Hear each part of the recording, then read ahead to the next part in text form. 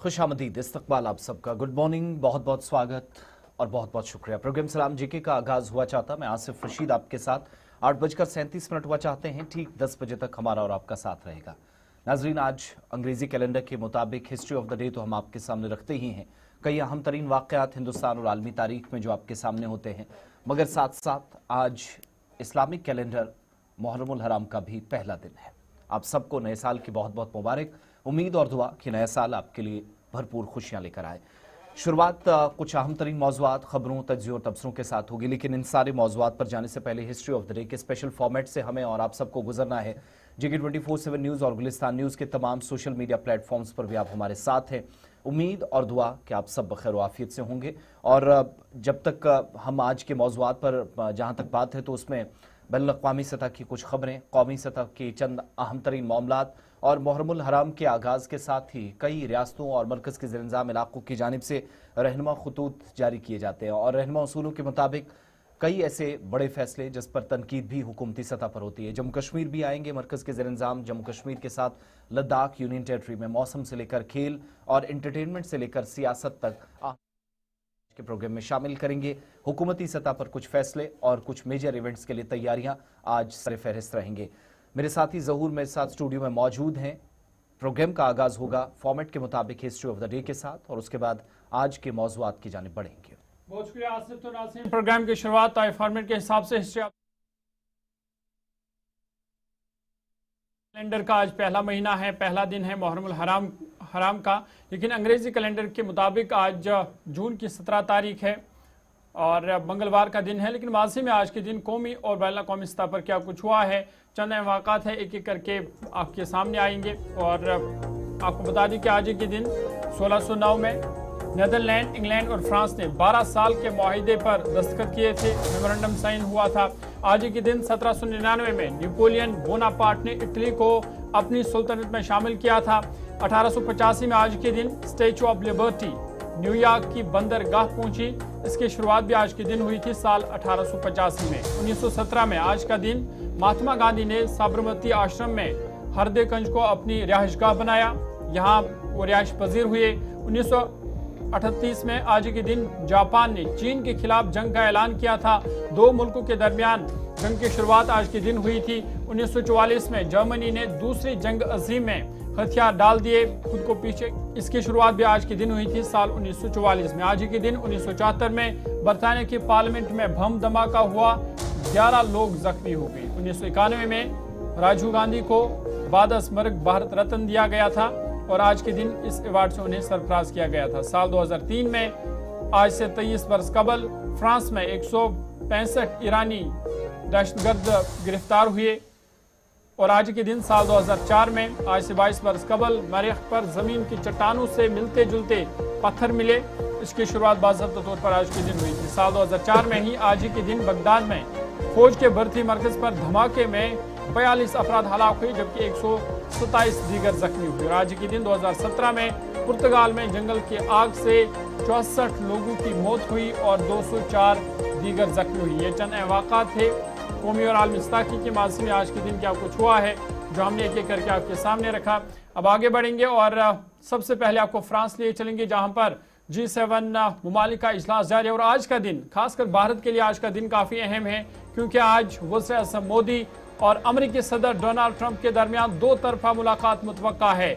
इस मुलाकात में मौजूदा सूरत हाल, अबनाए हॉर्मुज़ से लेकर जो भारत और अमेरिका के दरमियान तजारती माहिदा है, उस पर बातचीत हो सकती है। मगरबी एशिया की ताज़ा तरीन सूरत हाल से लेकर भारत अमेरिका तवानाई शराकत दारी पर इस अहम इजलास में गौर होगा।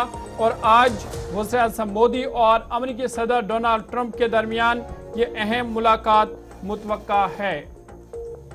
और इस मुलाकात का वक्त शाम 6 बजे रखा गया है भारतीय वक्त के मुताबिक। कुल मिलाकर आप देखेंगे तो 16 माह के दौरान पहली मरतबा भारत के प्राइम मिनिस्टर और अमेरिकी सदर डोनाल्ड ट्रंप के दरमियान ये मुलाकात होगी।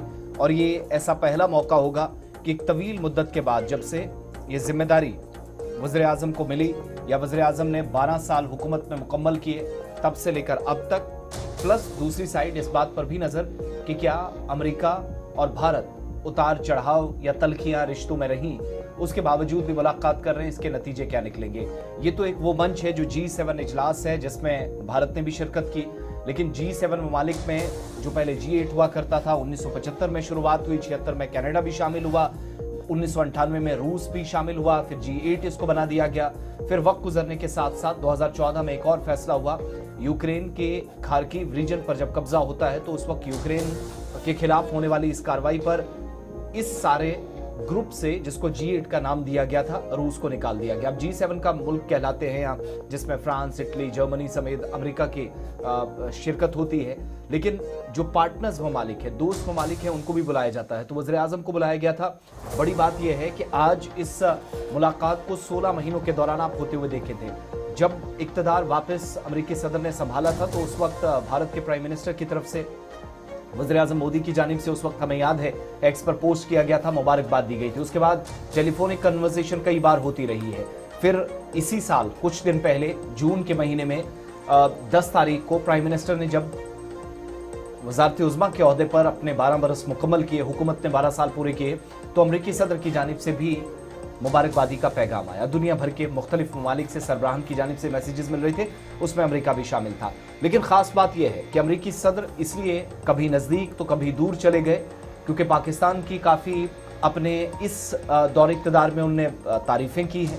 वजह उसकी ऑपरेशन सिंदूर था, फिर मुख्तलिफ जेट्स गिरने, भारत और पाकिस्तान की जंग रोकने का क्रेडिट, ये बार बार इस तरह के बयानात देते रहे और उन तलखियों या उस कड़वाहट के बाद ये पहली इस तरह की मुलाकात होगी जो आज होने जा रही है। और जो मशरक़ी वस्ता के अंदर इस वक्त सूरत हाल है, एक तो उस पर बात होनी है, प्लस जो एनर्जी क्राइसिस पूरी दुनिया के अंदर है, स्ट्रेट ऑफ हॉर्मोज को खोलने के हवाले से बातचीत हो सकती है।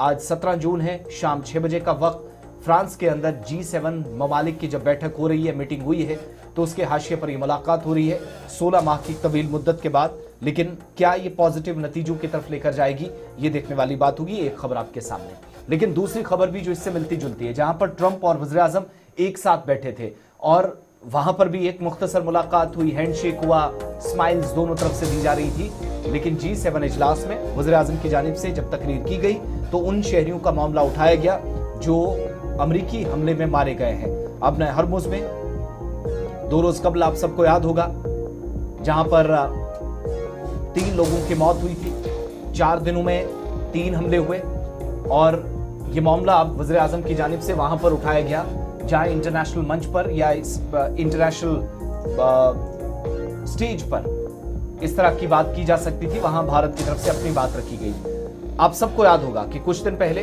भारत के 2 जहाज 4 दिनों में 2 बार वो निशाना बने, अमेरिकी नेवल ब्लॉकेड के दरमियान उन पर हमला किया गया। इस हमले में 21 सेलर्स किसी तरीके से अपनी जान बचाकर निकले थे, लेकिन क्रू मेंबर्स में 3 लोगों की मौत हुई थी। वज़ीर आज़म की जब मुलाकात हुई है तो इब्तदाई मालूमात के मुताबिक वज़ीर आज़म ने ट्रंप की मौजूदगी में तशवीश का इजहार किया, इस बात पर सख्ती और भारत की तरफ से एहतजाज दर्ज कराया कि शहरियों को और ख़ास तौर से भारत के शहरियों को उन्हें इस तरीके से निशाना बनाना ये कतई बर्दाश्त नहीं किया जाएगा। और इस वक्त पूरी दुनिया को मिलकर काम करने की जहां ज़रूरत पर जोर दिया जा रहा, वहां पर शहरियों की हिफाजत और स्ट्रेट ऑफ हॉर्मोज ही नहीं, कहीं पर भी जहाज़ों का गुजर हो तो वहां पर इस बात को यकीनी बनाया जाए, इस बात पर सारे लोग एक साथ मिलकर काम करें। तो नाराज़गी आई है, लेकिन शायद ये बात और ज़्यादा आज बेहतर तरीके से की जा सकती है जब प्राइम मिनिस्टर मोदी और अमेरिका के प्रेसिडेंट या राष्ट्रपति ट्रंप से मुलाकात होगी। तिजारती रुकावटों से आलमी मईशत मुतासिर हुई है, इस बात का खुलासा खुद तकरीर के दौरान प्राइम मिनिस्टर की तरफ से किया गया। लेकिन अब जरा उस हिस्से की तरफ आपको लिए चलते हैं। थोड़ी देर में ईरान और अमेरिका के दरमियान जो कुछ चल रहा है उसमें पेशरफ्त क्या हुई है ये बताने की कोशिश करेंगे, और दोनों तरफ से जो वो 14 नुकाती एजेंडा था उसमें शायद फिर रुकावटें पैदा हो सकती, क्योंकि एक स्टेटमेंट ईरान ने जारी किया। मगर पाकिस्तानी मकबूजा कश्मीर आपको लिए चलते हैं, जहां पर एहतजाजी मुजाहिरों का सिलसिला जारी है। आज भी POJK के अंदर जॉइंट अवामी एक्शन कमेटी की कॉल पर बंद पूरे पाकिस्तान के अंदर POJK के अंदर रहेगा, और ये बंद तब दिया गया है जब जैक पर ऑलरेडी पाबंदी लगाई गई है पाकिस्तानी हुकूमत की जानिब से। लेकिन इस बीच एक बयान गैर मुल्की सरजमीन से आया है।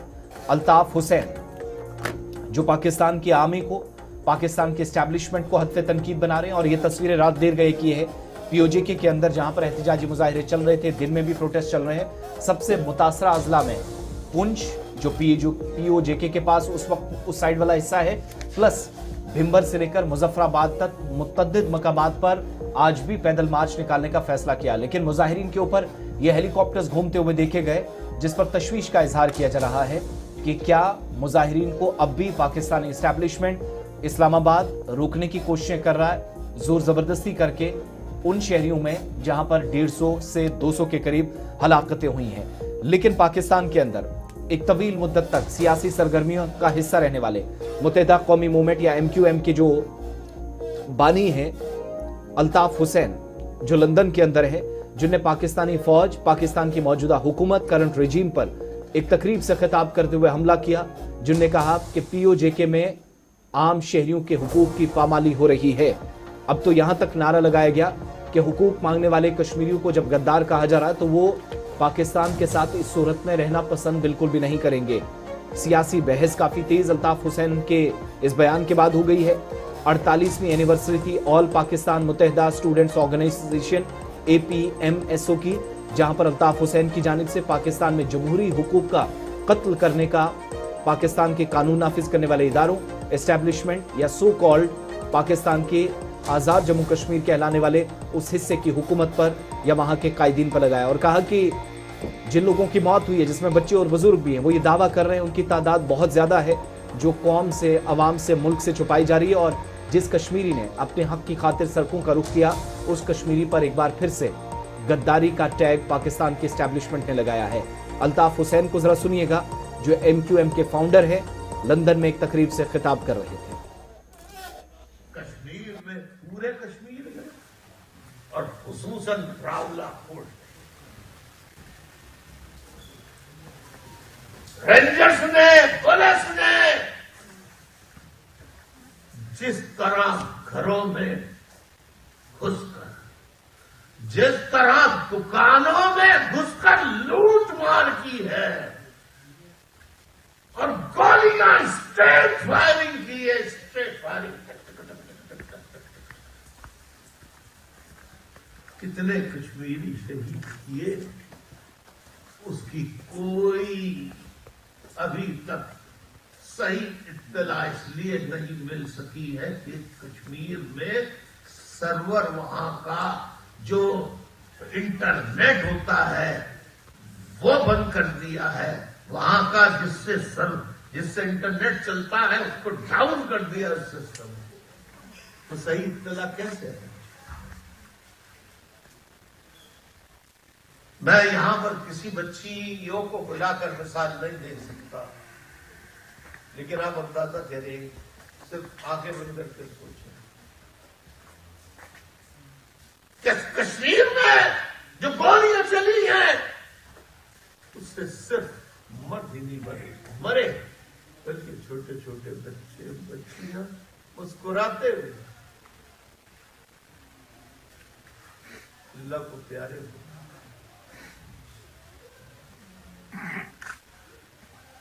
आप मुझे बताइए, क्या अब भी आप में से कोई भी जो कश्मीरी हो, क्या वो अब भी पाकिस्तान में शामिल होना चाहेगा? जी, मैं पाकिस्तान की इस्टेब्लिशमेंट, मैं आपको कुल्लिया बताता हूं, ये मेरी ये ताकत नहीं है मैं कर सकूं, मैं नेचर में कुल्लिया बताता हूं, अगर जुल्म जबर का और इस तरह POK के हवाले से हो रही है। आगे बढ़ते हैं, बात ईरान अमेरिका की करते हैं, क्योंकि ईरान अमेरिका पर सबकी नजरें हैं। 19 तारीख को फाइनल डील होने है, लेकिन इस बीच अमेरिकी सदर डोनाल्ड ट्रंप का एक बड़ा बयान सामने आया है, जिसमें उन्होंने ईरान की तारीफ की है, ईरान के रहनुमाओं की तारीफ की है और ईरान के रहनुमाओं को उन्होंने अक्लमंद और मजबूत करार दिया है और कहा कि ईरानी रजीम या ईरानी रहनुमा है वो अपनी मुल्क की बेहतरी चाहते हैं। ये बड़ा बयान अमेरिकी सदर डोनाल्ड ट्रंप का, और डोनाल्ड ट्रंप ने ईरानी क़यादत के बारे में गैर मुतवक्का तौर पर मस्बत रिमार्क्स देते हुए कहा कि मौजूदा ईरानी जो रहनुमा हैं वो नहायत ही अक्लमंद, मजबूत और हकीकत पसंद लोग हैं जो अपने मुल्क की बेहतरी के लिए काम करना चाहते हैं।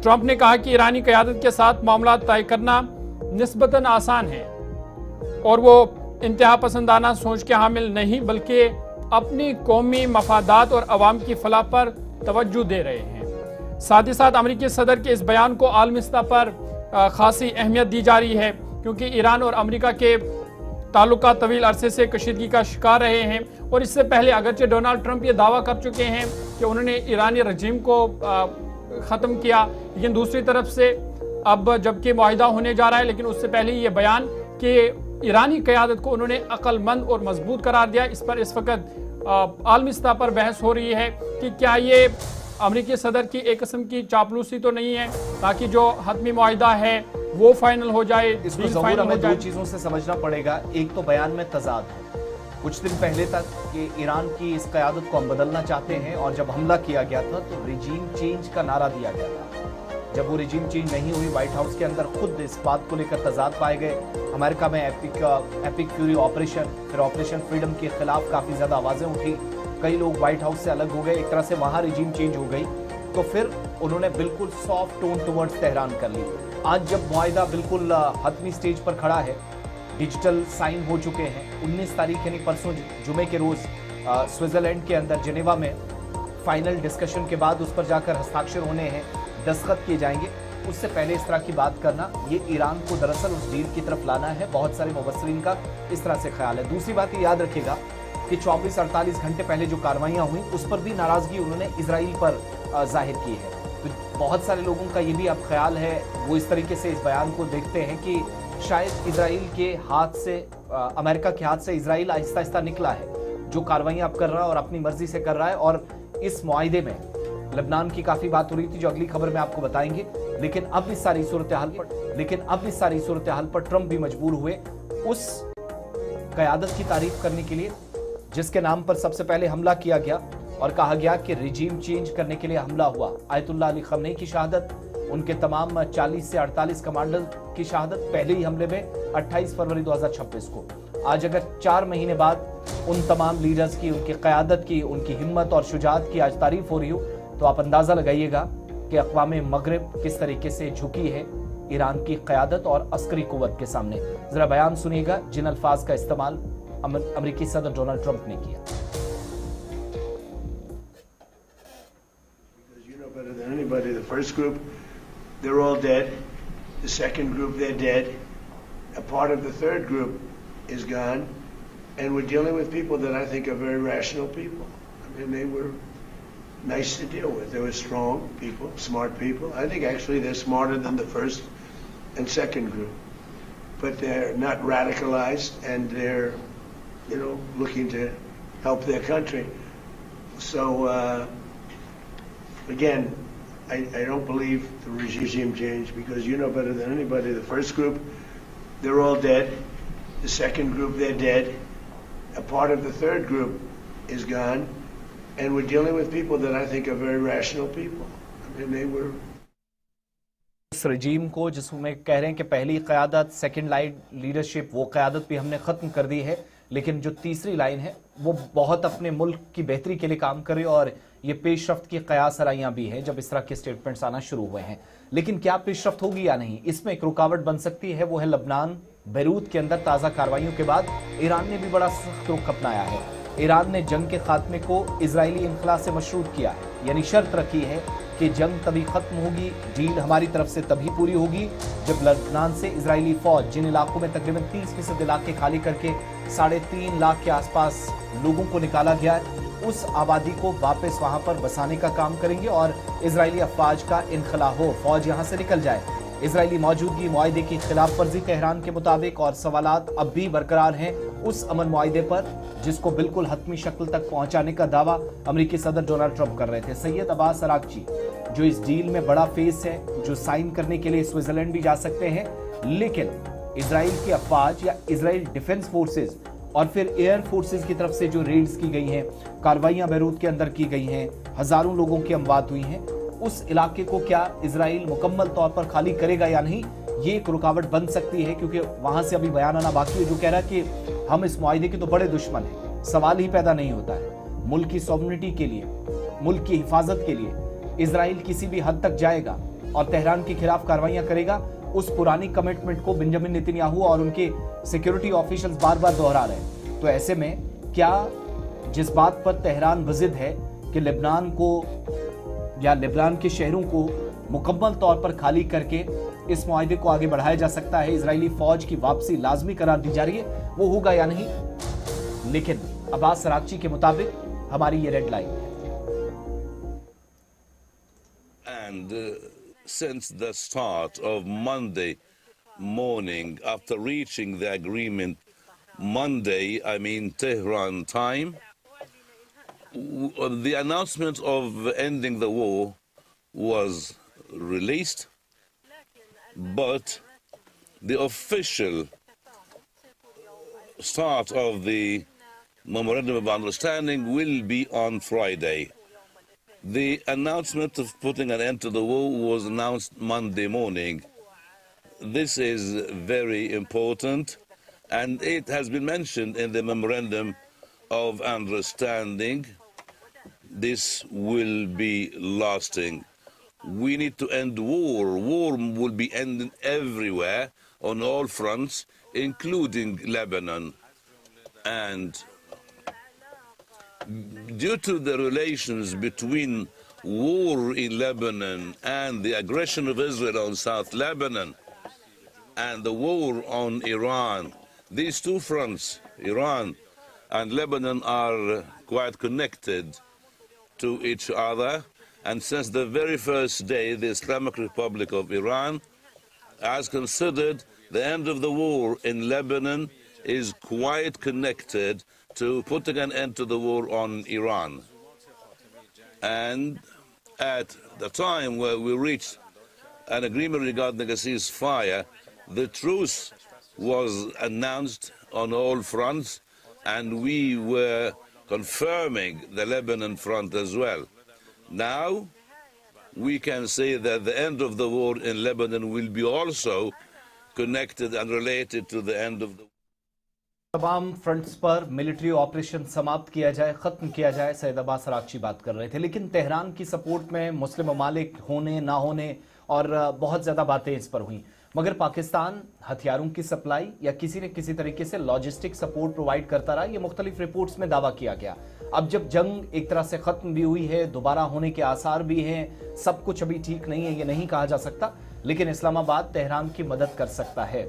और कई इस तरह की रिपोर्ट सब सामने आई हैं जिनमें इस बात की तस्दीक की जा रही है कि ईरान से लेगा, ये खबरें गर्दिश कर रही हैं, ना तो अमेरिका से, ना तेहरान की जानिब से, ना पाकिस्तान की हुकूमत की जानिब से इस तरह की खबरों की तस्दीक की गई है, मगर आज़ाद ज़राए जो मुख्तलिफ सिक्योरिटी ऑफिशल्स का हवाला देते हुए कह रहे हैं कि अबाबील मिसाइल को 2200 किलोमीटर जिसकी रेंज है, अब इस्लामाबाद तेहरान के हवाले कर सकता है।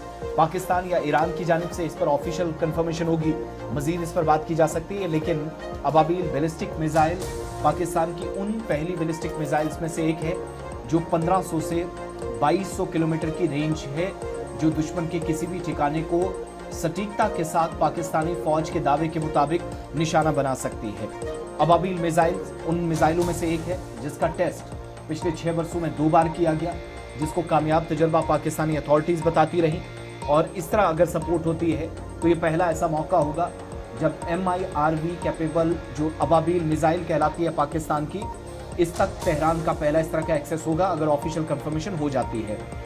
अगर अबाबील मिसाइल तेहरान को ट्रांसफर की गई या दी गई तो इससे बाज़ सियासी और सलामती सूरत हाल पर तज्जिया करने वाले लोगों का या मुबस्सरीन का यह ख्याल है कि सूरत हाल खित्ते के अंदर मजीद पुरतनाव होगी, क्योंकि पाकिस्तान वो स्टेक होल्डर रहा है जिसने ईरान और अमेरिका को नज़दीक लाने की कोशिश की है, और वो दोबारा आग में घी डालने का काम मुबस्सरीन के मुताबिक नहीं कर सकता। अमेरिका भी इससे नाराज़ होगा अगर इस तरह की कोई पेशरफ्त होती है। बहरहाल दोनों साइड से अभी इंतजार किया जा रहा है कि multiple independently targetable re entry vehicle जिसको कहा जाता है MRIV कैपेबिलिटी वाली ये मिसाइल, जिसका अभी तक कोई एविडेंस नहीं है कि पाकिस्तान ने दी है या देनी है, मगर मुतअद्दिद अखबारात या खबरों के जरिए इसकी तस्दीक की जा रही है, जिस पर ऑफिशियल कंफर्मेशन का फिलहाल इंतजार है। चलिए अब आगे बढ़ते हैं, बात जरा सोशल मीडिया साइट्स की भी करते हैं। मुतअद्दिद ममालिक जिनमें मलेशिया है, स्विट्जरलैंड है, कनाडा है, ग्रीस है, डेनमार्क है, ऑस्ट्रेलिया भी है, और अब उस लिस्ट में बरतानिया भी शामिल हो गया है। जिसने सरकारी तौर पर यह ऐलान कर दिया है कि 16 साल से कम उम्र बच्चों का इंटरनेट एक्सेस मुकम्मल तौर पर खत्म किया जाएगा। सोशल मीडिया पर बच्चों के लिए पाबंदी का फैसला मकामी हुकूमत की जानिब से लिया गया है और फैसला कितना इंपॉर्टेंट था आप इस बात से अंदाजा लगा सकते हैं कि खुद बरतानिया के प्राइम मिनिस्टर कीर स्टारमर की तरफ से इस बात का ऐलान किया गया कि वो न सिर्फ इंस्टाग्राम बल्कि फेसबुक, यूट्यूब पर पाबंदी तो लगा ही रहे हैं, टिकटॉक को भी बंद किया जाएगा, लाइव स्ट्रीमिंग बंद की जाएगी और 16 साल से कम उम्र बच्चों को किसी भी तरीके से एक्सेस सोशल मीडिया प्लेटफॉर्म्स पर नहीं दिया जाएगा। फिर दूसरा ये भी कि बहुत सारी जगहों से शिकायतें मुल्क के अंदर आई कि ऐसे लोगों से राब्ता करने की कोशिशें बच्चों की तरफ से की जा रही हैं जो नामालूम अफराद, कहीं नुकसान ना हो, जो सिक्योरिटी के पर्सपेक्टिव से फौज के मुताबिक, इदारों के मुताबिक, लॉ एनफोर्स एजेंसीज के मुताबिक बहुत ज़रूरी है। तो बरतानिया ने इसलिए ये जो मुजव्वज़ा कानून है उसको नाफिज करने का फैसला लिया है कि अब तमाम सोशल मीडिया प्लेटफॉर्म्स पर न सिर्फ एक्सेस को डिनाई किया जाए बल्कि जो कंपनियां हैं उन्हें भी सख्त हिदायत दी है। पुराने कानून में तरमीम की गई है जिस तरमीमी कानून के मुताबिक अगर ये तमाम एजेंसीज, ये तमाम सोशल मीडिया प्लेटफॉर्म्स बच्चों को इस बात की इजाज़त देती हैं कि वो इन प्लेटफॉर्म्स का इस्तेमाल करें तो फिर उन वेबसाइट्स को भी, उन इदारों पर भी कार्रवाई होगी, उनको भी ब्लॉक करने का फैसला सरकार लेगी सोशल मीडिया प्लेटफॉर्म्स के हवाले से। दूसरा, आम लोगों से, ब्रिटेन की पब्लिक से यूके के अंदर एक सर्वे किया गया है जिसमें मुतअद्दिद लोगों का ये मानना है कि बच्चों को जिस्मानी सेहत के लिए या जहनी सेहत से इसके मनफी असरात ना हो, इससे बचा जाए, इसलिए सोशल मीडिया प्लेटफॉर्म्स पर रोकना बहुत ज़रूरी है। फिर लाइव स्ट्रीमिंग भी रोकी जाएगी जो एक बड़ा फैसला अपने आप में है कि कोई चीज़ लाइव जा रही है उसको भी 16 साल से कम उम्र बच्चे नहीं देख सकेंगे। कुछ माह पहले ऑस्ट्रेलिया ने इसी तरह का फैसला लिया, स्विट्जरलैंड ने फैसला लिया, मलेशिया और इंडोनेशिया की सरकारों ने इस तरह का फैसला लिया, डेनमार्क, ब्रिटेन और ग्रीस ने इस तरह का फैसला लिया। अब इंस्टाग्राम, टिकटॉक, फेसबुक, यूट्यूब और लाइव स्ट्रीमिंग पर पाबंदी का फैसला बरतानिया की हुकूमत की जानिब से भी लिया गया है। बच्चों के तहफ़्फ़ुज़ और मुस्तक़बिल के हवाले से ये फैसला लिया गया है जहां 16 साल की कम उम्र बच्चों के लिए मुकम्मल तौर पर सोशल मीडिया पर पाबंदी आयद कर दी गई है।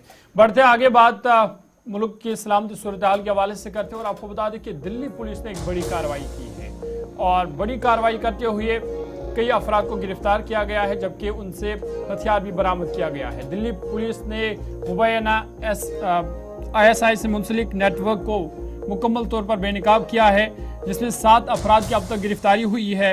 असला से लेकर मनशियात स्मगलिंग में मुलवस होने का इन पर इल्ज़ाम है और साथ ही साथ 5 पिस्तौल, 41 कारतूस और डिजिटल शवाहिद भी बरामद की गई है। हसास मकामात के रेकी और बैरून मुल्क राबतों की तहकीकात बड़े पैमाने पर जारी है और ये बड़ी कार्रवाई दिल्ली पुलिस की जानिब से की गई है।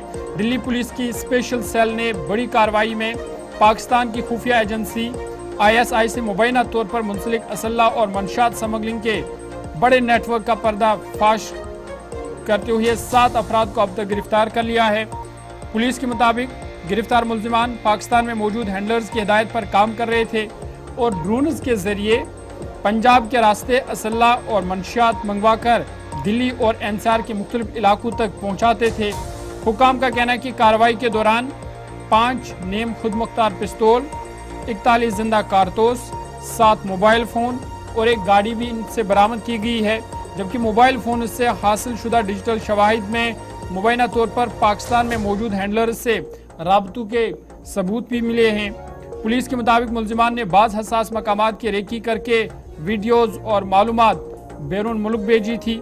तहकीकात के दौरान यह भी इंकिशाफ हुआ कि मुतअद्दिद बैंक अकाउंट्स भी मुंजमद किए गए हैं जबकि गिरफ्तार अफराद से मजीद पूछताछ जारी है और नेटवर्क से जुड़े दीगर अफराद की तलाश भी की जा रही है ताकि इस मुकम्मल मॉड्यूल का पर्दाफाश किया जाए और अभी मजीद अफराद और इन्होंने एक अपना नाम डेड ड्रॉप खुफिया नाम रखा था।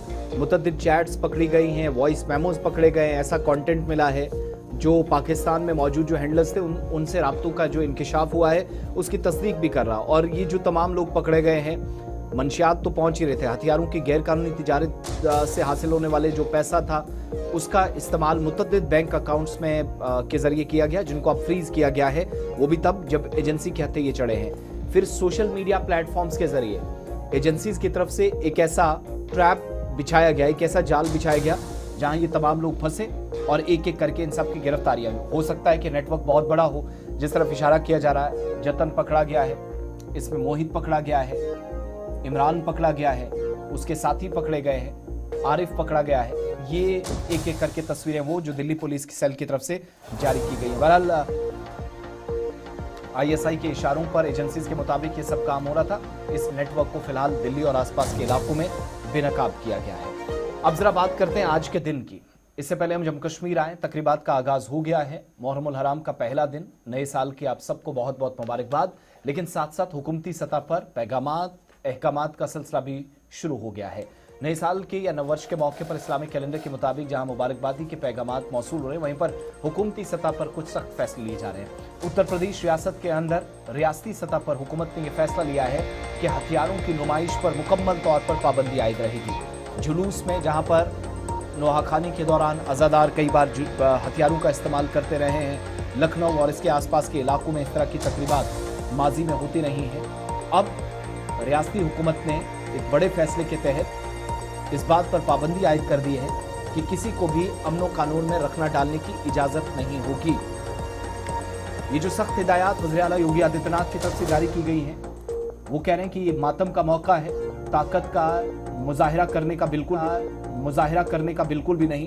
और मुहर्रम के दौरान हथियारों की नुमाइश, नई रिवायात का आगाज या ऊंची आवाज में डीजे म्यूजिक, ढोल और झांझ के बेकाबू इस्तेमाल की इजाजत कतई नहीं होगी। और अगर किसी ने अमन को खराब करने की कोशिश की तो कार्रवाई होगी, सख्ती बरती जाएगी। इसकी हिदायत अफसरान को योगी आदित्यनाथ की तरफ से दी गई है। 21 जून को नीट का इम्तिहान भी है, उसमें शिरकत करने वाले उम्मीदवारों के लिए भी उनके एडमिट कार्ड पेश करने पर 50% बस किराए में रियायत का भी ऐलान किया गया। ये 2 अनाउंसमेंट्स हुई।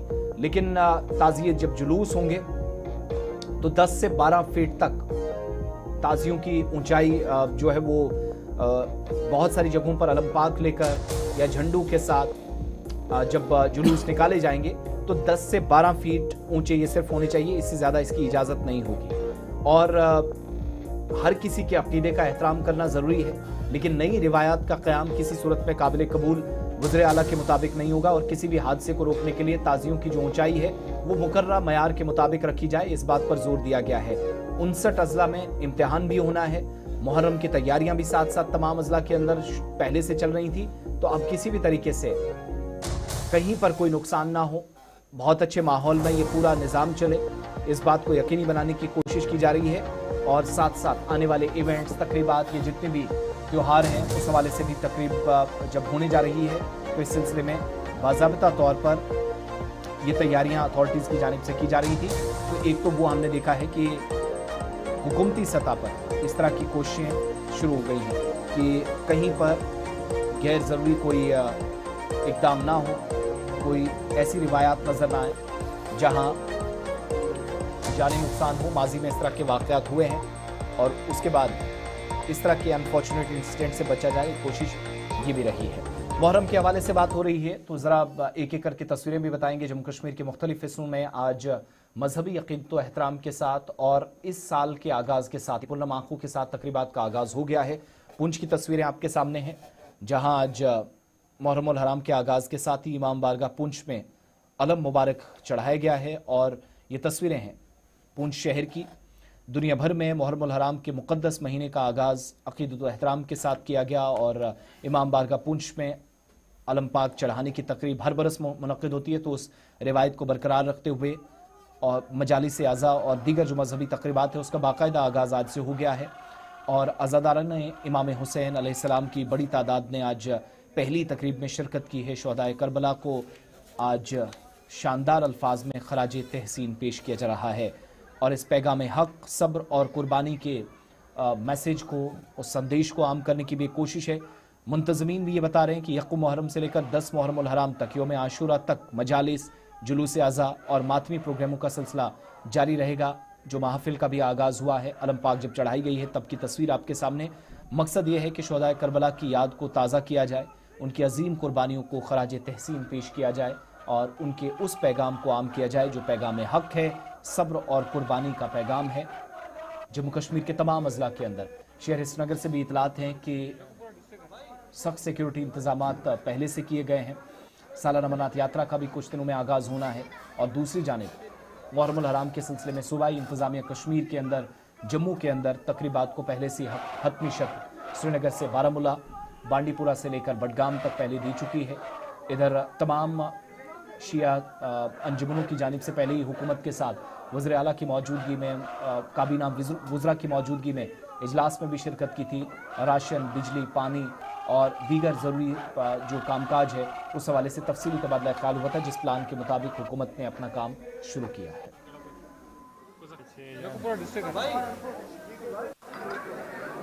रहमानिर्रहीम, इन्ना लिल्लाहि व इन्ना इलैहि राजिऊन। अय्याम अज़ा की इब्तिदा हो चुकी है और तमाम तर अज़ा खाने सजाए जा चुके हैं। अज़ादारी सैयद शुहदा अलैहिस्सलातु वस्सलाम के तहत जगह जगह पर परचम कुशाई हो रही है और हुसैन के तमाम तर चाहने वाले बग़ैर किसी मज़हब व मसलक की क़ैद के जगह जगह जमा हो रहे हैं और हज़रत अबा अब्दुल्लाह हुसैन अलैहिस्सलातु वस्सलाम का पुरसा उनकी वालिदा और रसूल खुदा सल्लल्लाहु अलैहि वसल्लम को दे रहे हैं। करने के लिए हाजिर खिदमत हुआ हूँ। मैं यहाँ के मोमिनीन का तहे दिल से शुक्रगुज़ार हूँ और यहाँ के अज़ा खाने में अल्हम्दुलिल्लाह परचम कुशाई हो चुकी है और मोमिनीन जमा हो रहे हैं। बहरहाल मैं सभी इंसानियत नवाज अफराद की खिदमत में इन दिनों के हवाले से ताज़ियत और तसलियत पेश करता हूँ, क्योंकि ये अय्याम, ये दिन जो हैं खुशी के दिन नहीं हैं, ये गम के दिन हैं। आज मुहर्रमुल हराम का चांद नज़र आ गया है। आज यकम मुहर्रमुल हराम की शब है, तो आज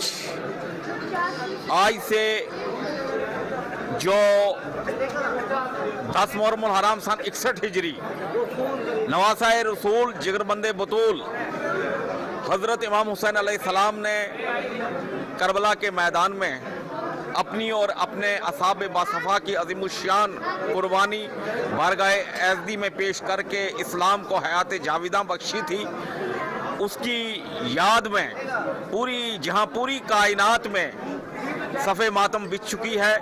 इस कुर्बानी की याद में मजालिस का आगाज़ हो चुका है। उसी सिलसिला की कड़ी के तौर पर इमाम बारगाह आलिया पुंछ में भी परचम कुशाई होने के बाद, यानी अलम मुबारक लहराने के बाद पर और फर्जंदान तौहीद मुहिबान मोहम्मद व आले मोहम्मद न्याय थी अकीदत व एहतराम के साथ, जज्बा अकीदत के साथ आज इमाम बारगाह आलिया में तशरीफ़ लाकर मजलिस अज़ा में शरीक होने जा रहे हैं। तैयारियां साथ साथ और अब मजालिस का जुलूसों का सिलसिला भी और मातमी जो मजालिस है उसका सिलसिला भी शुरू होगा। आइंदा कुछ दिनों में ये तकरीबात इसी तरीके से जारी रहेंगी। बहरहाल अब ज़रा आगे बढ़ेंगे। इसी तरीके से कुछ और बड़े इवेंट्स भी जम्मू कश्मीर के अंदर होने जा रहे हैं। मुहर्रम की इन तैयारियों के साथ साथ वो है जम्मू कश्मीर में सालाना अमरनाथ यात्रा। लेकिन यात्रा से पहले एक अच्छी खबर ये कि वो रोपवे मनसूबा जिसको लेकर सरकार ने एक प्लान तरतीब दिया था, मरकजी हुकूमत की जानिब से उस रोपवे को मंजूरी दे दी गई है। बालतल में रोपवे की मंजूरी के साथ 11.6 किलोमीटर तवील केबल कार सफर अब जल्दी इस पर हुकूमत की जानिब से काम करने की तैयारी की गई है। कटरा में भी जदीद इंटर मॉडल स्टेशन की तामीर का हुकूमत ने ऐलान कर दिया है। मरकज के ज़ेर इंतज़ाम जम्मू कश्मीर में 8 रोपवे मंसूबों को ग्रीन सिग्नल मरकजी हुकूमत की जानिब से दे दिया गया है। पहली बात यह है, मरकजी वजारत के मुताबिक 54 रोपवे प्रोजेक्ट प्रपोजल जो थे वो 30,000 करोड़ रुपए के जम्मू कश्मीर के लिए थे। पहले मरले में 8 ऐसे प्रोजेक्ट्स हैं जिनकी तकरीबन तखमीना लागत जो है वो 16,000 करोड़ रुपए है। लेकिन बड़ी बात यह है कि एक तो अमरनाथ गुफा तक, दूसरा शंकराचार्य मंदिर तक, तीसरा थजीवास ग्लेशियर से, चौथा बदरवा, पांचवा सनासर, छठा दूध पथरी और 11.6 किलोमीटर रोपवे जो बालतल से जाना है या बालतल तक बनना है। साल 2026 में इस साल की जो यात्रा है इस बार तो नहीं होगा, लेकिन आइंदा बरस तक कोई पेशरफ्त इसमें हो, एक कोशिश ये भी की जा रही है। दूसरा, अमरनाथ यात्रा के हवाले से जब तैयारियां हो रही हैं तो बालतल रूट से होते हुए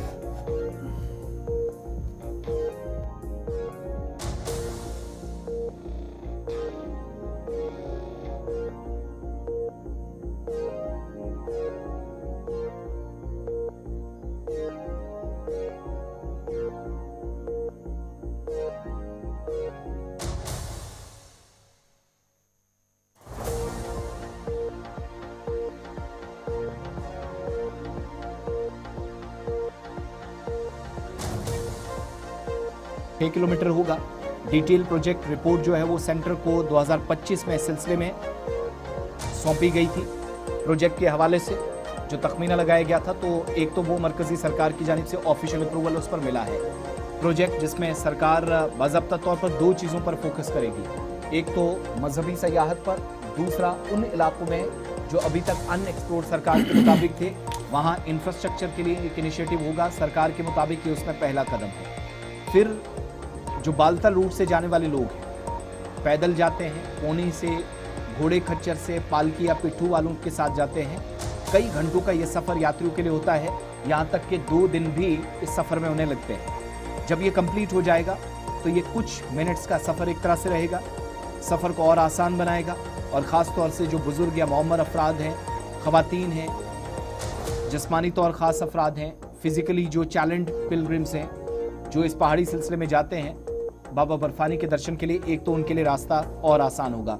फिर सबसे सुरक्षित इस पहाड़ी और दुर्गम क्षेत्र के अंदर मुश्किल तरीन पहाड़ी सिलसिले में जब रोपवे बन जाएगा तो मौसम किसी तरह का भी हो, मुश्किल तरीन पहाड़ी सिलसिले में सफ़र को आसान बना लिया जाएगा, जो बिल्कुल सेफ होगा, किसी भी तरीके से नुकसान ना हो, इस बात को यकीनी बनाएगा।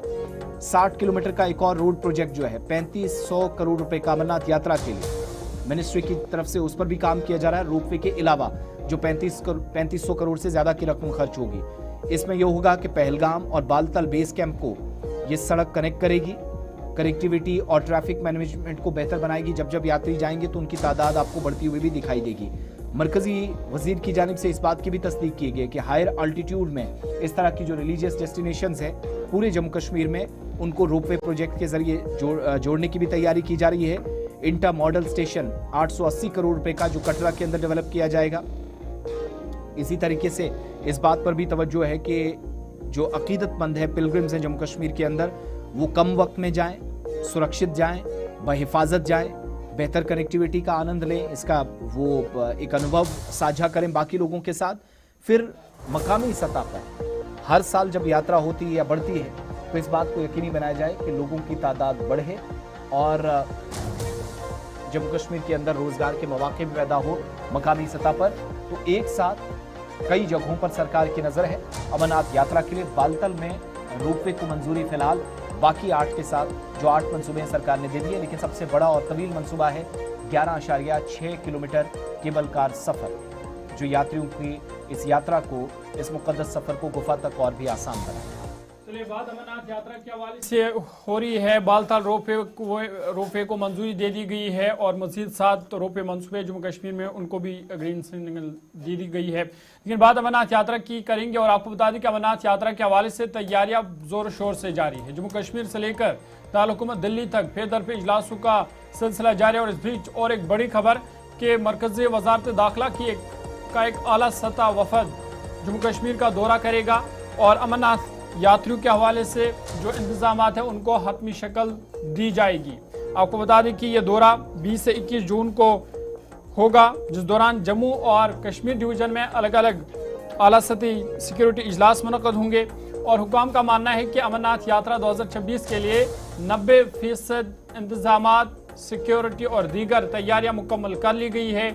10% बाकी है, उनके बारे में भी कहा जा रहा है कि वो 10% भी जल्द ही मुकम्मल कर ली जाएंगे। और बड़ी खबर ये कि जहां अमरनाथ यात्रा की आमद है, 3 जुलाई से इसकी बाज़ाब्ता तौर पर शुरुआत होगी, लेकिन उससे पहले ही अब वजारत दाखिला की एक आला टीम, आला हुकाम और तमाम नीम फौजी दस्तों के सरबराहान 20 और 21 जून को जम्मू कश्मीर का दौरा करने वाले हैं।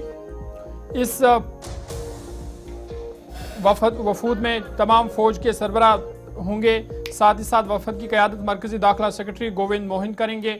इस पर जरा मजीद बातचीत करेंगे। शिल्पा शर्मा हमारे साथ है। शिल्पा, अमरनाथ यात्रा की तैयारियां जोरों पर है, अब मरकजी वज़ारत दाखिला का भी एक वफद आ रहा है, क्या कुछ मजीद जानकारी आपके पास है कि जब वो जम्मू कश्मीर पर होंगे तो किन लोगों से मुलाकात होंगे और किस तरीके का ये दौरा रहने वाला है?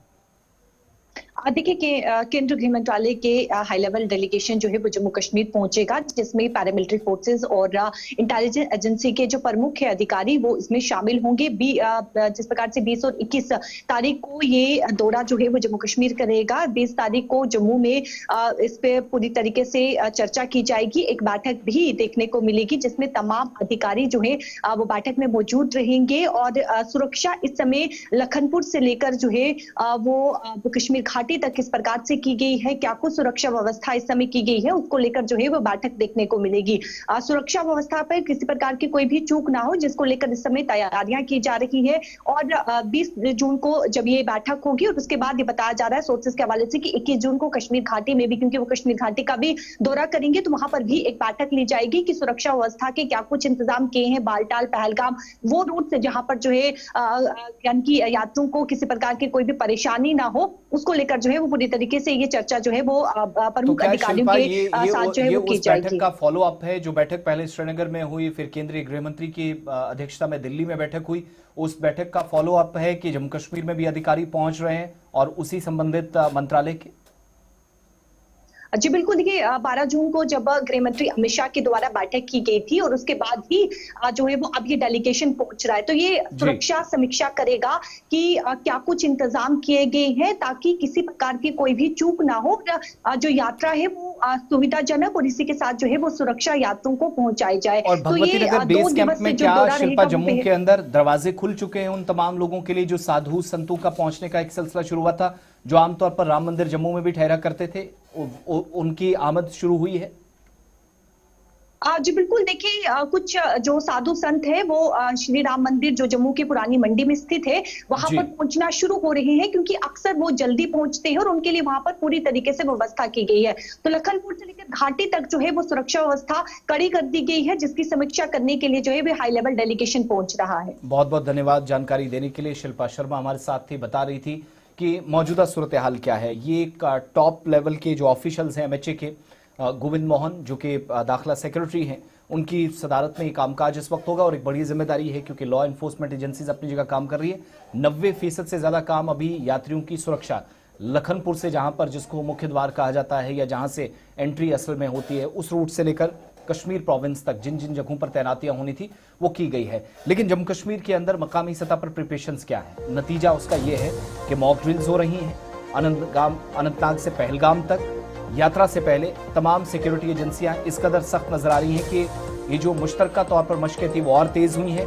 फिर 63 अफसरान की तैनाती जम्मू कश्मीर इंतजामिया ने भी कर दी है उस मकाम के लिए जब यात्रियों की तैनाती होगी, जिनमें नोडल ऑफिसर्स होंगे, बाकी जिम्मेदारान होंगे। यात्रा का ऐसा तरीके से इख्तिताम हो, इस बात को यकीनी बनाने के लिए 60 से ज़्यादा अफसरान को मकामी सतह पर ज़रूर जिम्मेदारियां दी गई। बिल्कुल, बड़ी खबर ये कि जम्मू कश्मीर में अमरनाथ यात्रा की आमद है और उससे पहले ही सिक्योरिटी और दीगर इंतजाम हैं उनको मुकम्मल किया जा रहा है और यात्रा के पेश नज़र सिक्योरिटी इंतजाम मज़ीद सख्त कर दिए गए हैं।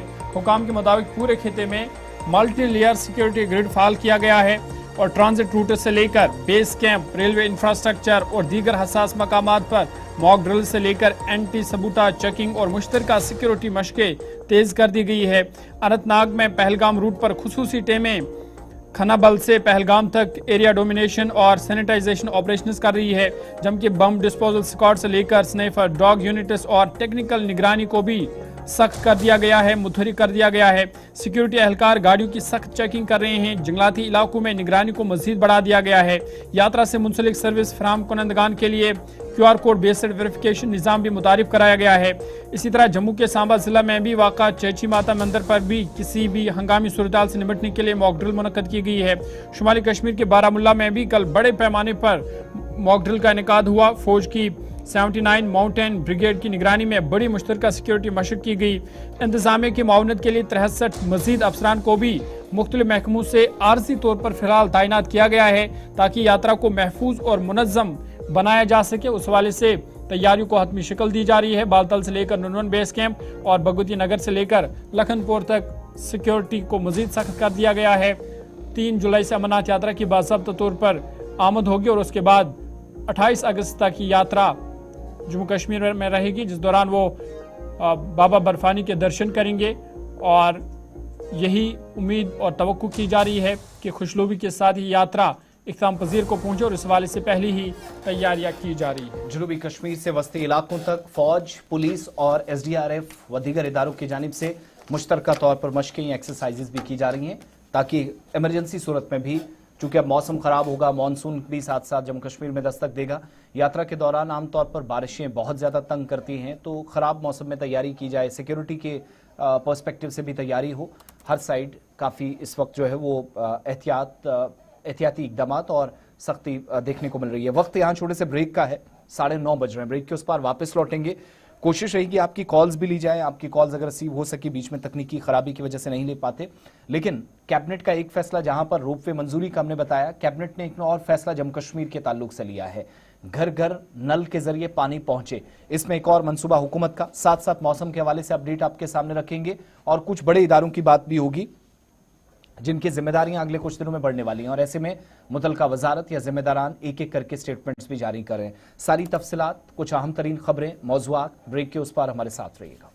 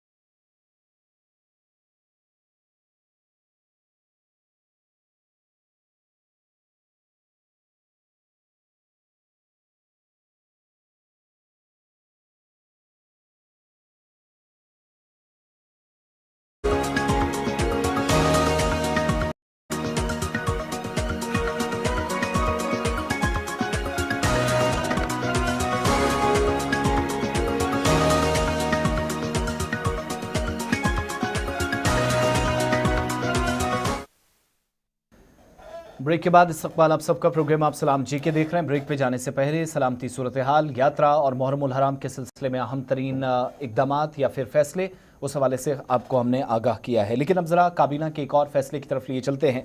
जम्मू कश्मीर के अंदर शहरियों को पीने का साफ पानी मिले, इसके लिए हुकूमती सतह पर एक और इकदाम हुआ है। मेरे साथी ज़हूर आपको मुकम्मल तफसीलात बताएंगे। बिल्कुल, खासकर जल जीवन मिशन 2.0 के हवाले से बड़ी पेशरफ्त हुई है, क्योंकि जल जीवन मिशन 2.0 को जम्मू कश्मीर काबीना ने मंजूरी दे दी है।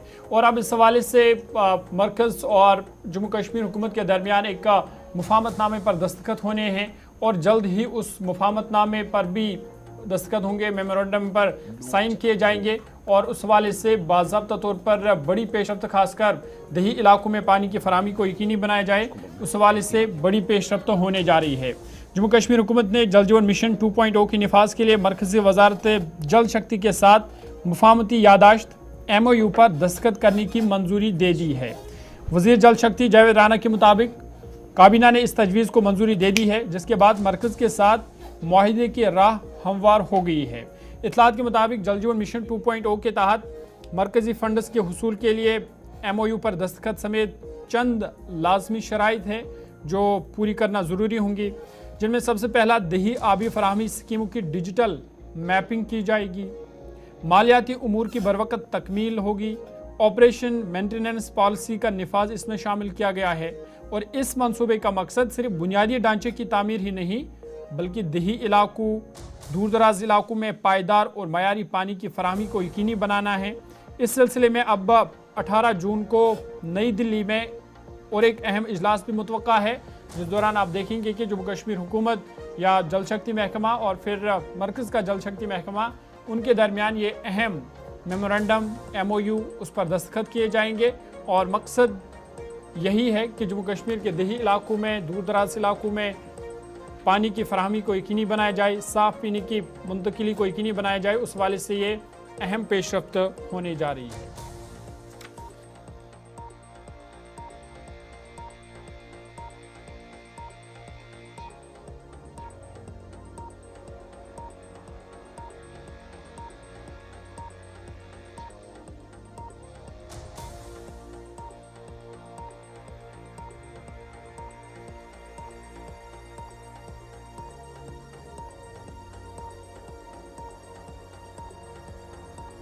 या तो आगे बढ़ते हैं, बात मुहर्रम उल हराम की भी करते हैं। आज पहला दिन है और इस हवाले से आप देखेंगे बाज़ाब्ता तौर पर जुलूस और तकरीबात का आज से मजहबी तकरीबात का आगाज़ होगा, लेकिन हुकूमत भी मुकम्मल तौर पर तैयार है। और इस हवाले से काबीना वज़ीर सतीश शर्मा ने जब कल उन्होंने श्रीनगर के मुतअद्दिद खासकर जो शिया आबादी वाले इलाके हैं उनका उन्होंने दौरा किया, तो इस दौरान मीडिया नुमाइंदों से बात करते हुए उन्होंने कहा कि मुकम्मल तौर पर जो इंतज़ामात है वो मुकम्मल कर लिए गए हैं। और उन्होंने कहा कि इस हवाले से पहले ही वज़ीर आला की सदारत में मीटिंग हुई थी, जिस दौरान जो इंतज़ामात हैं उनको हतमी शक्ल दी गई और जो खासकर अज़ादार है उन्हें किसी किस्म की मुश्किलात का सामना ना करना पड़े, उस हवाले से तैयारियां जो है वो मुकम्मल कर ली गई है।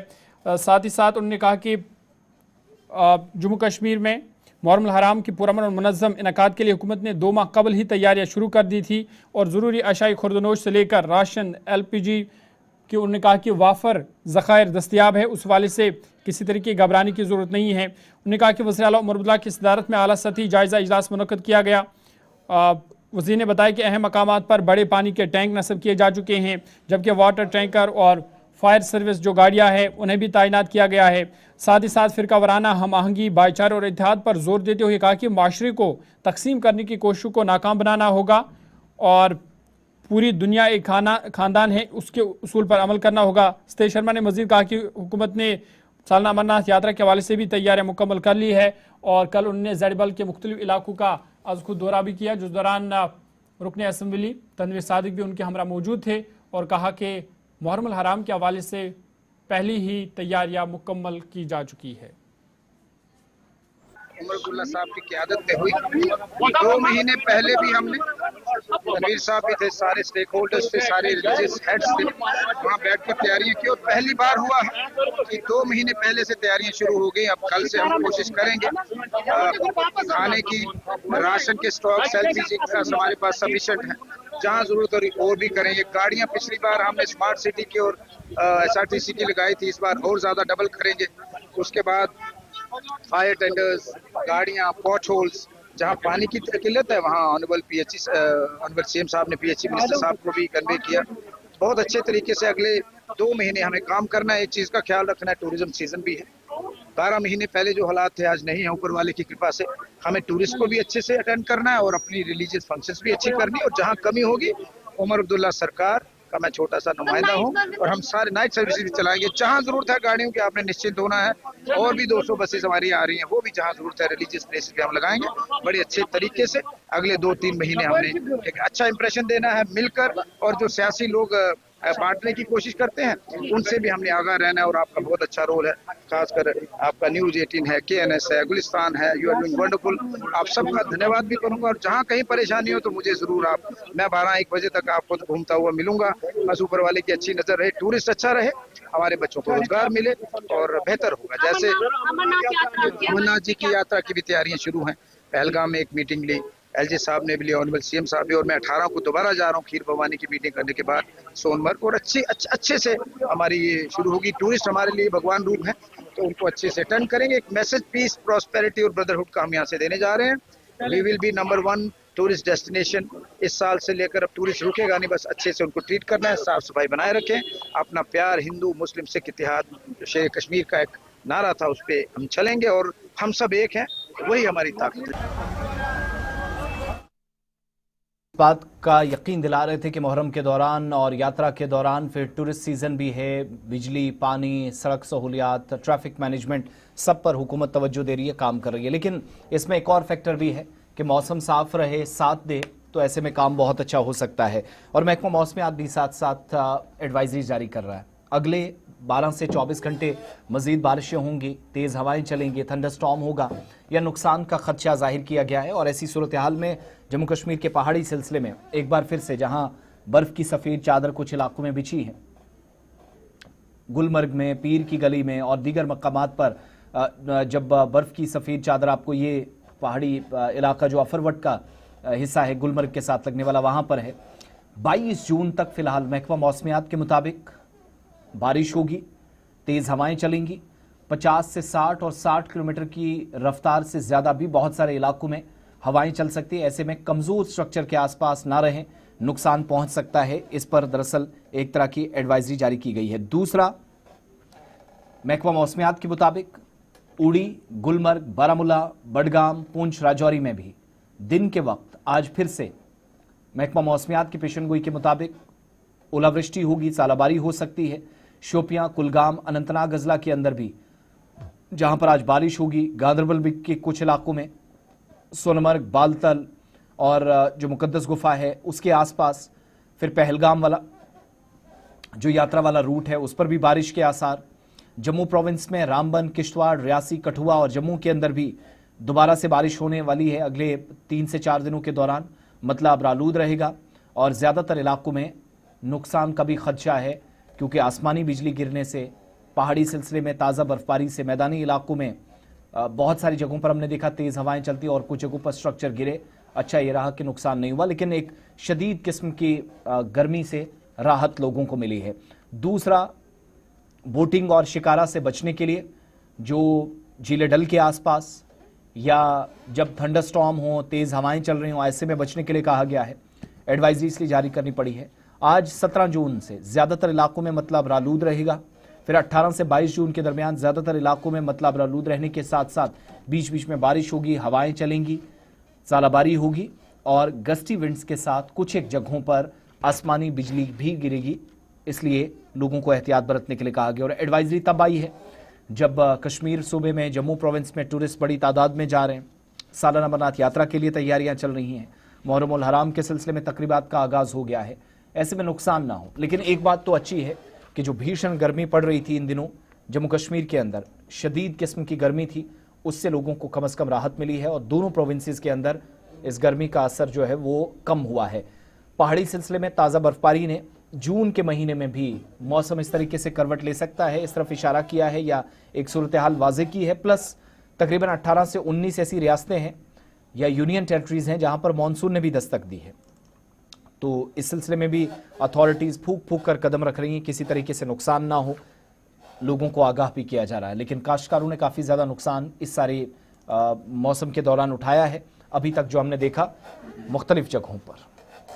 खासकर शुमाली कश्मीर के जिला कुपवाड़ा, वादिया लोलाब के मुतअद्दिद इलाकों दारपोरा से लेकर लालपोरा, दिवर, टिकीपोरा, दर्दपोरा, सुगाम, क्रूसन, जहां पर पहले ही मौसम ने बड़े पैमाने पर तबाही मचा दी, लेकिन कल जो वहां पर फिर से जो चालाबारी हुई उसने जो बचा कुचा था वो भी ख़त्म कर दिया और उस वाले से बड़े पैमाने पर खासकर जो बागात है, अखरोट है या सब्जियां हैं उसको बड़े पैमाने पर नुकसान पहुंचाया है, जिसको लेकर के लोग या जो किसान हैं, काश्तकार है, वो मुआवजे का मुतालबा भी कर रहे हैं। लेकिन फ़िलहाल एहतियात बरतेगा क्योंकि मौसम आइंदा 12 घंटों के दौरान मज़ीद ख़राब रहने का इम्कान है, जिस दौरान बारिशों के साथ साथ गरज चमक, मौसम अबरालूद और तेज़ हवाओं के साथ साथ बारिशें हो सकती है। तो उस वाले से लोगों को एहतियात बरतने की अपील की गई है।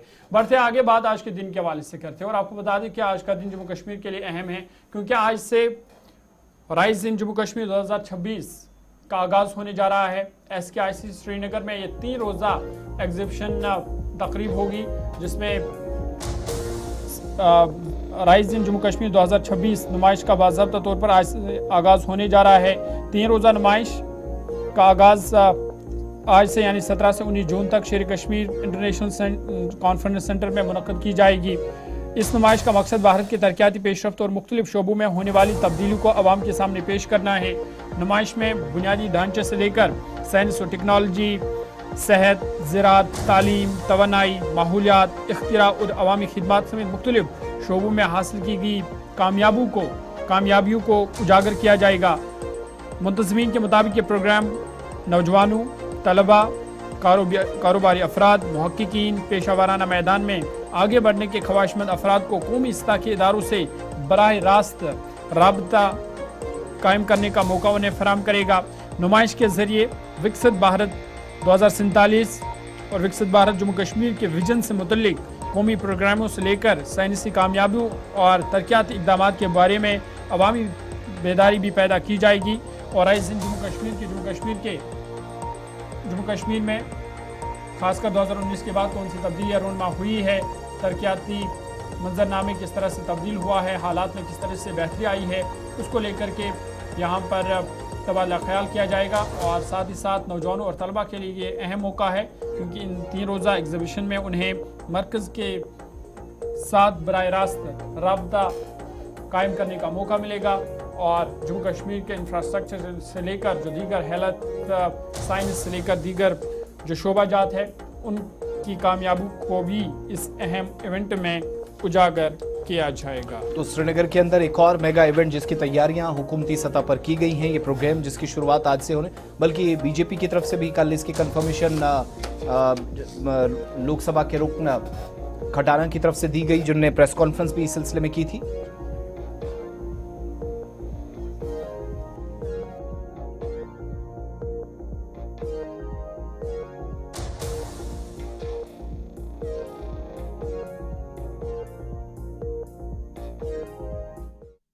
और उस इदारे के बाद जो अक्सर कामकाज की वजह से या कभी कभार अच्छी और कभी नाकस कारकर्दगी के सबब सुर्खियों में रहा है, चेस्ट डिजीज हॉस्पिटल या CD अस्पताल श्रीनगर एक बार फिर से शिकायतें हैं कि तिब्बी सहूलियात का फुकदान है।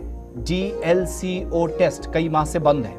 इस वजह से मरीज इसलिए मजबूर हैं कि वो निजी लेबॉर्ट्रीज में जाए, महंगे टेस्ट कराए। मरीजों के साथ तीमारदार भी ठोकरें खाने पर मजबूर हैं। शिकायतें उस वक्त मिल रही हैं जब वादी कश्मीर में टूरिज्म सेक्टर पर बहुत ज़्यादा फोकस अथॉरिटीज़ के मुताबिक है, हुकाम के मुताबिक है।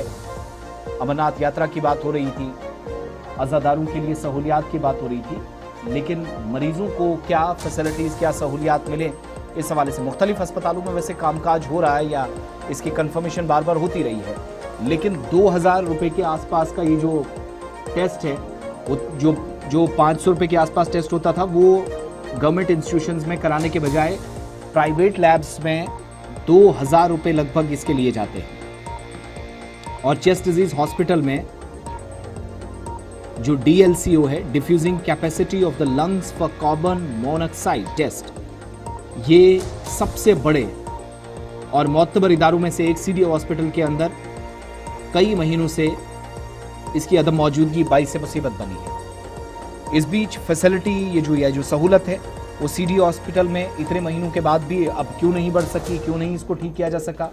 और शुरुआती दौर में कहा गया था कि टेक्निकल फॉल्ट है, रिजल्ट उसका ये निकला कि टेस्ट को जो अस्पताल के अंदर 500 रुपए के आसपास होता वो 2000 रुपए पर हर हाल में कराएं, और इसके लिए लोग मजबूर हुए। जबकि अस्पताल इंतजामिया का इस पर ये भी जो कंसर्न डॉक्टर्स हैं, जब वहां से हमने कंफर्म किया तो वो ये बता रहे हैं कि आने वाले दिनों में इस पर जो टेक्निकल फॉल्ट हुआ था वो ठीक कर लिया जाएगा, दोबारा से मशीन फंक्शनल हो।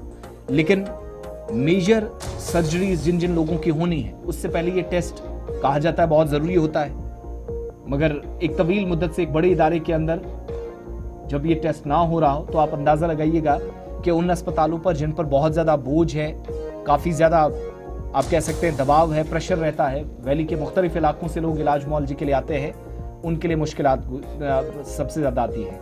और फरवरी के बाद सिर्फ और सिर्फ DLCO टेस्ट नहीं बल्कि CT स्कैन की जो सहूलियात हैं उसकी अदम मौजूदगी का एहसास भी लोगों को हो रहा है, बाइस से मुसीबत बनी।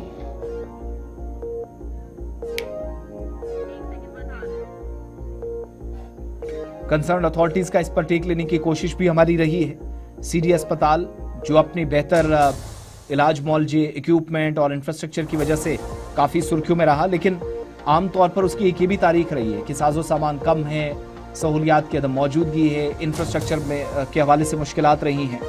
और 2025 की जो रिपोर्ट्स हैं वो भी बताती हैं कि डायग्नोस्टिक के हवाले से कई ऐसे अहम तरीन सामान, ऐसा टूल जिसमें पल्मोनरी फंक्शन टेस्ट मशीन्स थी, टेस्टिंग सिस्टम था, वो भी मुश्किलात उस वक्त भी आई थी। और आज 2025 के बाद 2026 में उसी अस्पताल की दोबारा रिपोर्ट्स आपके सामने आ रही हैं जो कामकाज की वजह से गुज़श्ता माह या गुज़श्ता बरस सुर्खियों में रहा था, इस बार फिर इसी तरह की शिकायतें मौसूल हुई हैं।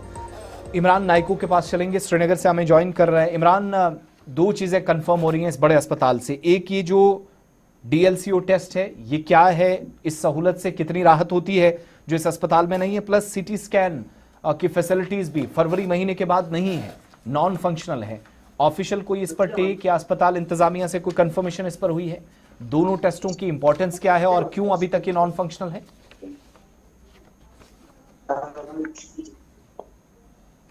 इमरान। बिल्कुल आसिफ साहब, जैसे आपने सीडी हॉस्पिटल की बात की है, पहले हमें समझना है सीडी हॉस्पिटल की तारीख को 1880 में यह अस्पताल जो है तामीर किया गया था और इसकी जो हिस्ट्री है वो तकरीबन 150 साल की है। लेकिन बदकिस्मती है कि ये वादी कश्मीर का वाहिद ये रेस्पिरेटरी हॉस्पिटल है जहां फेफड़ों का इलाज किया जाता है, जहां ट्यूबरकुलोसिस का इलाज किया जाता है। लेकिन यहाँ इस हॉस्पिटल के अंदर बुनियादी सहूलियात का फुकदान है। जैसे अभी DLCO टेस्ट की हम बात करें, ये फैसिलिटी नहीं है। और ये बड़ा इंपॉर्टेंट है कि फेफड़ों में जो खून हमारे चलता है और उस खून में जो ऑक्सीजन है वो उस ऑक्सीजन की इस टेस्ट के जरिए से हमें तशखीस होती है, उसकी जांच हमें पता चलती है कि जो फेफड़ों के अंदर खून चलता है उस खून में ऑक्सीजन है नहीं है, कितना है। और ये टेस्ट उस चीज के लिए उसके लिए जो है हमें मदद देता है। लेकिन बदकिस्मती से ये टेस्ट अभी डिफंक है, वहां पे मशीनरी डिफंक है, इसी तरीके से CT स्कैन का डिफंक है। और आपको याद होगा पिछली बार भी हमने इस मसले को जो है रेज किया था और उस वक्त ये एश्योरेंस दी गई थी कि बहुत जल्द इस मसले को हल किया जाएगा। दूसरा ये कि जब सीडी हॉस्पिटल को वहाँ सीडी हॉस्पिटल की जो बिल्डिंग है ये ऑलरेडी इस वक्त खंडरात में तब्दील हुई है और अगर आप वहां का इंफ्रास्ट्रक्चर देखेंगे, लाइटिंग आप वहां देखेंगे, सारा बिखरा हुआ है और ऐसा लग रहा है कि एक खंडरात की एक बिल्डिंग वहां पे है। और दूसरा ये कि एडमिनिस्ट्रेशन, हमें बड़ा अफसोस इस बात का है कि जो एडमिनिस्ट्रेशन है इस सीडी हॉस्पिटल की वो कितनी इनएफिशिएंट है। और क्योंकि जब भी किसी इदारे में कोई ऑफिसर होता है या कोई एडमिनिस्ट्रेटर होता है तो उसका काम यही होता है कि वो गवर्नमेंट के साथ उन लूप होल्स को टेकअप करे। लेकिन यहाँ सैलरी तो ली जाती है लेकिन मरीज परेशान है। मरीज, आप खुद देखिए कि जो हमने पिछली बार हाईलाइट भी किया था कि किस तरीके से पेशेंट्स को व्हील चेयर के जरिए से उन सीढ़ियों से ऊपर नीचे किया जा रहा है कि लिफ्ट नहीं है और बिल्डिंग बहुत ही डिफंक है अंदर। और इतनी प्रॉब्लम्स होने के बावजूद, और फिर जब पूरी वैली का इतने इस बड़े इदारे पर और मोतबर इदारों में से एक माना जाता था, इस पर प्रेशर काफी ज्यादा हो, प्रॉब्लम्स कहाँ आ रही है? फंडिंग कम है, कहीं रुकावट है, या फिर मुंतजमीन आगे चीजों को एडजस्ट नहीं कर पा रहे हैं? बेसिकली चूंकि इस बिल्डिंग को पहले से ही गवर्नमेंट ने डिक्लेयर किया था अनसेफ, और उसके बाद गवर्नमेंट ने ये कहा था कि जो हमारा चेस्ट डिजीज हॉस्पिटल की दूसरा हमारा जो चिल्ड्रन हॉस्पिटल था जीबी पंत में, तो उसको चूंकि बाद में बेमिना मुंतकिल किया गया और इस हॉस्पिटल को कहा गया कि अब ये जीबी पंत में मुंतकिल होगा और यहाँ जो बिल्डिंग्स है वो रिनोवेट होगी, उसको दोबारा से तामीर किया जाएगा। चूंकि बाद में शायद ओपीडी को जीबी पंत में मुंतकिल किया गया, लेकिन मशीनरी यहीं पे रखेगी।